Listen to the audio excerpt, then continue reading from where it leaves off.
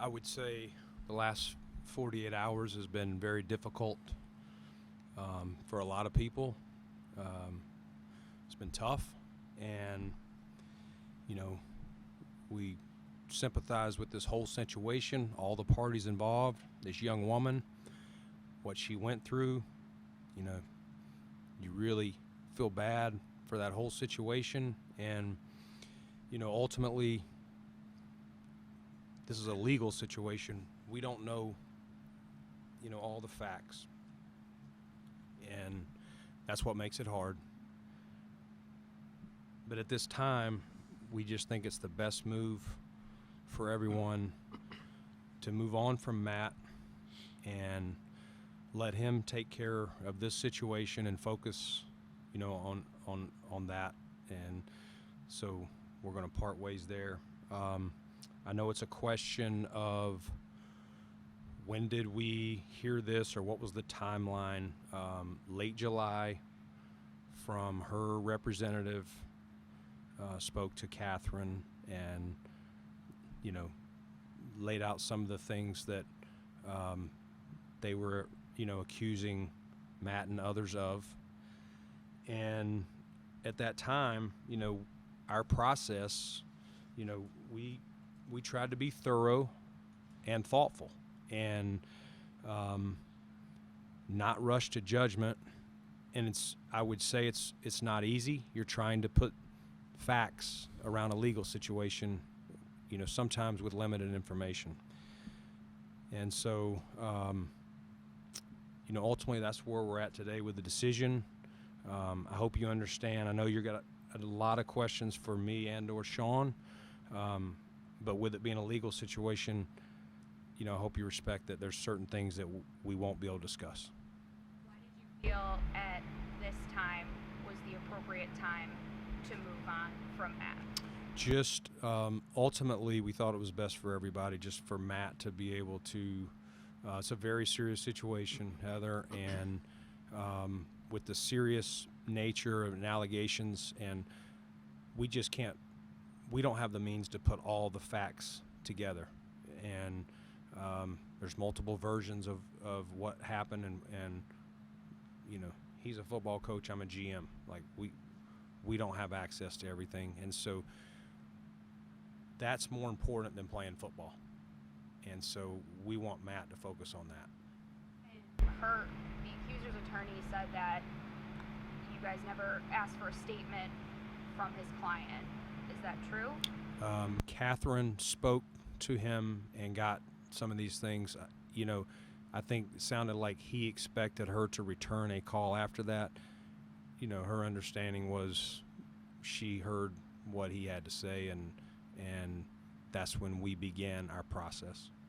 What did your process include after that? Doing the best we could with our resources, talking to the league, using our people to try and find information. But, ultimately, Elena, there's a lot of things that we have not pieced together even today. We were just trying to do the best we could and be thoughtful and not rush to judgment. Is there something that you feel like now, looking back, could have been done better over that period, so you had more information that, came since Thursday, that you could have had that information sooner? We, other than this civil accusation that was filed, we didn't have anything. There's not been a criminal case. So we were just going off of that, plus Matt's version of events, plus, reaching out to various people that we have in law to try and find out the information. But again, it's an ongoing investigation, and so a lot of times we weren't given everything that's going on. So what was Matt and his camp? How transparent was Matt? I mean, Matt gave us his version of events, and that's where it's at. What would be the discrepancy between what you felt at the time on Thursday was a thorough examination versus what you've come to learn before releasing it? Yeah, I mean, as thorough as we could be with what we were able to get our hands on. we probably should have said ongoing. It wasn't completed. Like it's Tim, we don't have a lot of things right now. We really don't. This is very serious. And as I said, he's a coach, I'm a GM. Like we just decided that the most important thing is not about football. It's about letting Matt go handle this, and that's where it's at. Brandon, my question is similar to Tim's in some ways, but what has changed in the last 48 hours that you've reached a different conclusion than the conclusion that you reached in July when you first learned of these allegations? Jay, when you hear them, you're just trying to not rush to judgment, okay? You're trying to use as much time as you can to find out what you can find out. And that's the best I can tell you, is that we're not perfect, okay? We've tried to do everything. Like in our society, you hear things, you try and go find out what's factual and what's an accusation. And that's the best we could do. Ultimately, we don't know. We're not detectives. We don't have the evidence. And there's many things that we could not get our hands on through the resources that we have. This was about not a football move, about letting Matt go handle this situation. With that being said, what made you comfortable earlier this past week with moving on from Matt Hawk, understanding what you did to that point of what was potentially being accused of, Matt Araiza? Yeah, I mean, it wasn't a civil case. There was no criminal case. It was what we had was accusations that could come forward, and we were still piecing it together. Obviously, 48 hours ago or sometime around then, a civil case was filed, and we read through that and, you know, again, circled back with Matt to try and again, it's a lot of things that right now we can't close the loop on.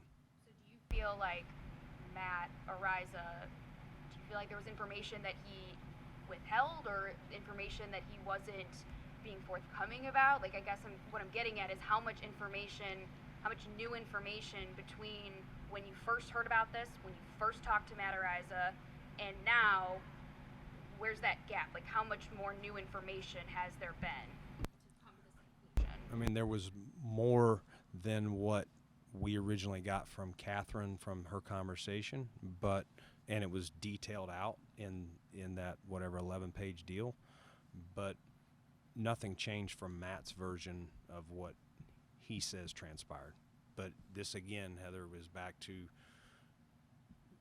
this is bigger than football, and let's just step back and you go handle this. That's what we thought was most important. Brandon, would this have raised any red flags during the scouting process? Had you known about this, or did you know about this? And had you known about this, would it have raised any red flags when it came to draft? Yeah, I mean, we did not know about this, and the league did not know about this, and you know, I know people are out there trying to find out. There's no one. We've reached out to, I can tell you, double-digit teams at this point, and no one had anything on this. These names were sealed, wherever the investigation was at that point, John.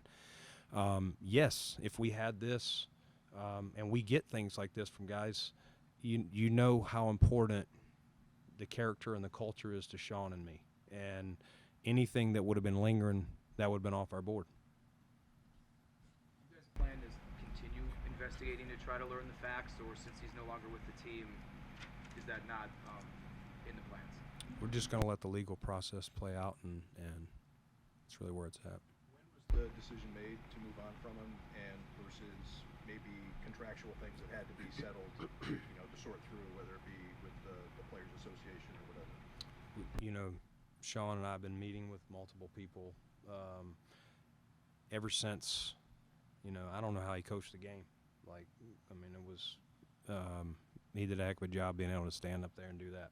And we've been doing it since we got our hands on the 11-page document. And with our legal team, the league, but this afternoon we decided that this was the best thing, and that's why I thought Sean made a good decision last night to push pause and let us get back here and surround ourselves with the people that are the experts with this. So obviously, just to reiterate, the 11-page civil suit document brought to light a lot of facts or charges that you weren't fully appraised of. Well, Would you they were agree with that? accusations. And it clarified exactly what they were. And at that point, it's a real civil case. It's not a this may happen. It's something that you have to respond to. And at this point, we're not the judge and jury. We don't have that. And we just, again, this is bigger than football, Mark. And our culture here is more important to us than winning football games.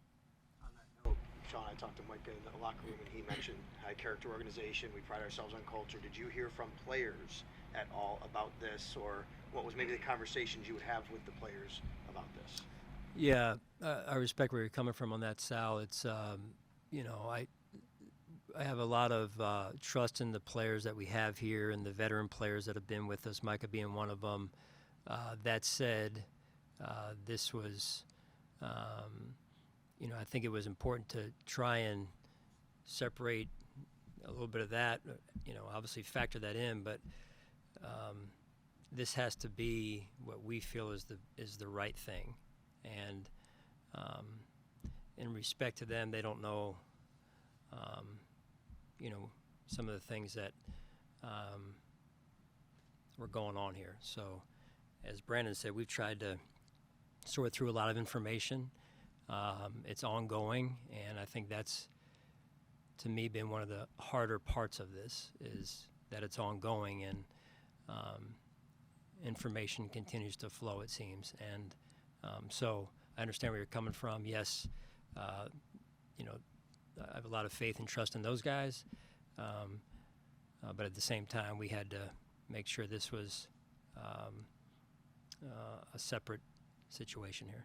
Brandon, in retrospect, would it have been better to have contacted the victim's attorney just to get some idea of what was going on? Because that seemed to be the one thing that didn't seem to that fell through the cracks in this equation. Yeah, I mean, when he first made Catherine aware of this, I would say we had the boulders of what was going to be accused or alleged, but at that point it wasn't an actual case, and there was, one of the things you look in is, where is this criminally? Like, is this going to be that's what you're trying to find out without. And so we were just, again, trying to look at everything. One of those things on there is if true, would be a no-go for us. You know what I mean? So we didn't need all that. We just needed to try and put as many facts together as we could in a limited amount of time. There was a lot of outrage. I would say it's borderline universal outrage from fans within the community. What do you think you need to do as an organization to address, after having built up culture, reputation, things that were pretty galvanized, seems to have taken some hits here? What do you think you need to do to, whether it be internally but also externally, handle any damage that's been done? Yeah, I mean, Tim, I think, I would ask that you don't rush to judgment, and that, that's all we've tried to do is put the facts together. We don't know what happened. We were not there at this incident. And, I would hope that what Sean and I have done here since we got here in 2017, that we're trying to do our best. We don't have all the answers. We're not perfect. But I can tell you, as Sean said earlier, we've just tried to do what was right. And has everything been perfect? No. But in our heart of hearts, I can lay my head down at night knowing that I've tried to do what's right, and I know he has too. guys always, you and Sean and the organization, always looking to improve areas. Do you plan on evaluating maybe the organization's vetting process and the way you guys look into players and anything like that after this? When you say vetting, like when we drafted him, Vetting, just finding information out, or when these accusations came up, you mentioned a thorough investigation, Yeah. and still not being able to find out everything. Do you plan on evaluating the ways you went about that as an organization and trying to improve? yeah, I mean, we definitely look at our process, and that starts with me making sure that we communicate, and you know, every situation's different. It's very hard sometimes in certain cases like this.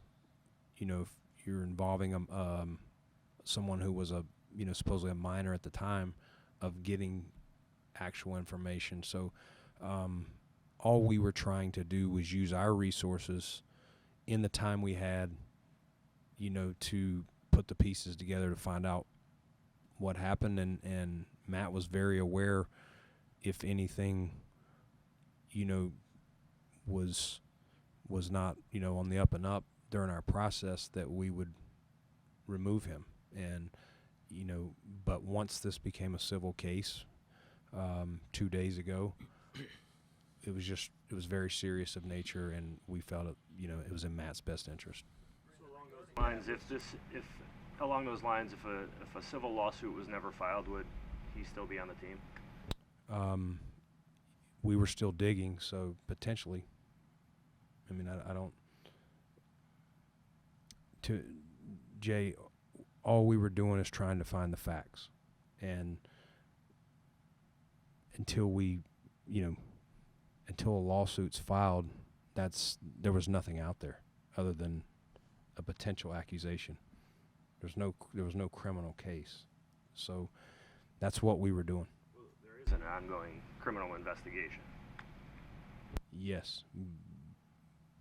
Investigation. No charges. And Jay, I would just say we were trying all along to stay on top of the information that was out there. So from my seat, that's been one of the hardest things to do, is because it's ongoing, as you said. So that's where I'm at on it. There is at least a perception, I would think, that when you cut Matt Hawk, that you were satisfied with what you learned up until that point, that he has got this job. Is there anything that can be said regarding that it seemed as though you had reached a satisfaction that everything was going to be fine? Yeah, I mean,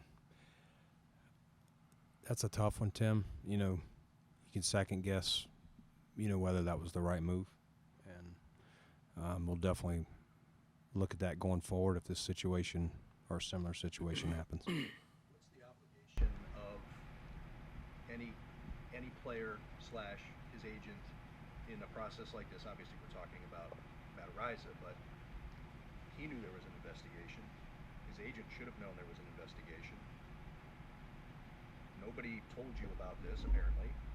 What is your level of dissatisfaction with his unwillingness or refusal to tell you that he was going through this? His agent did not know, and our understanding, without getting into it, is that Matt learned sometime this summer that he was being investigated, and that's when he hired. I don't know the date, but I believe he hired his attorney sometime around the time when we found out. So you found out about this from Matt Araiza first, or you found out about this first from the accuser's attorney? I don't remember the order of events on that one, Heather. It was around the same time. Were you in contact with his attorney, though, about this? Matt's attorney? With Matt's attorney, yes. Once we got her accusations from her attorney, and then after we spoke to Matt about his version of events, he said yes, his parents had hired him an attorney, and so we contacted him as well. Brandon, how much did his version of the events change from the first time you spoke with him to the last? I mean, I'm not going to get into it, but it didn't. Brandon, how much were the situation? To what degree were the conversations you had with them, and what were they telling you guys? They were just gathering the information, like, mainly with Terry, but just like we were. We were trying to update them when there was new information. No. Can you walk us through, I think maybe Thursday at about 6 o'clock when the article came out, and the news might have broke, till the decision to not play him on Friday night, what that was like for you guys and how you ultimately arrived at that decision? Yeah. I think Sean brought it up yesterday afternoon that, we were huddled up most of the, that evening, and then that it came out, and then yesterday and sometime in the afternoon,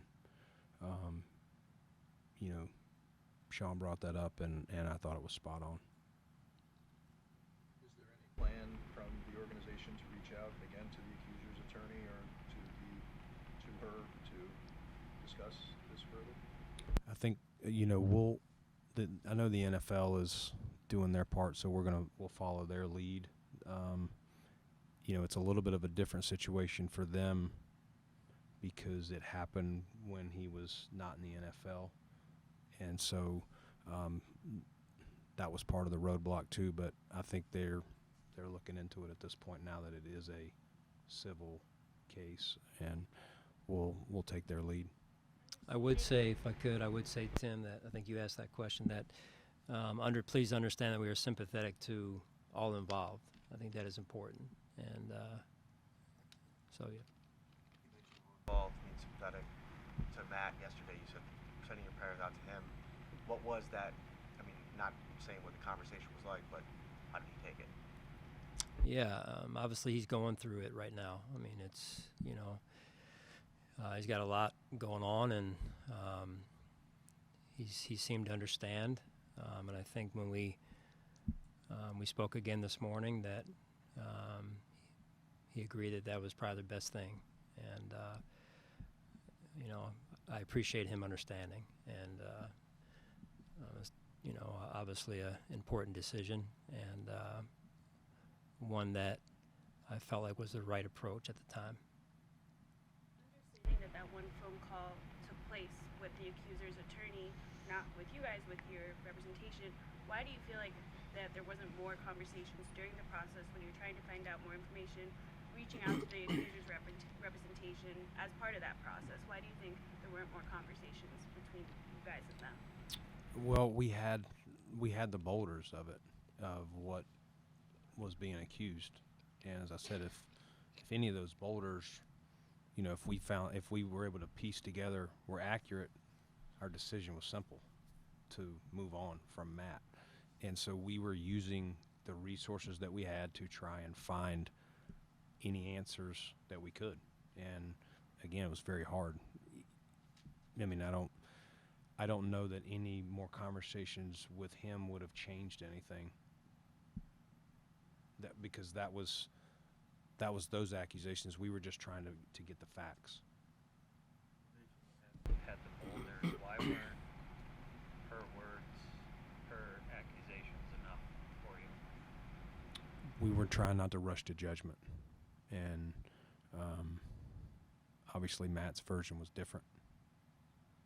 And you want to give everyone as much due process as you can. Again, we're not a judge and a jury.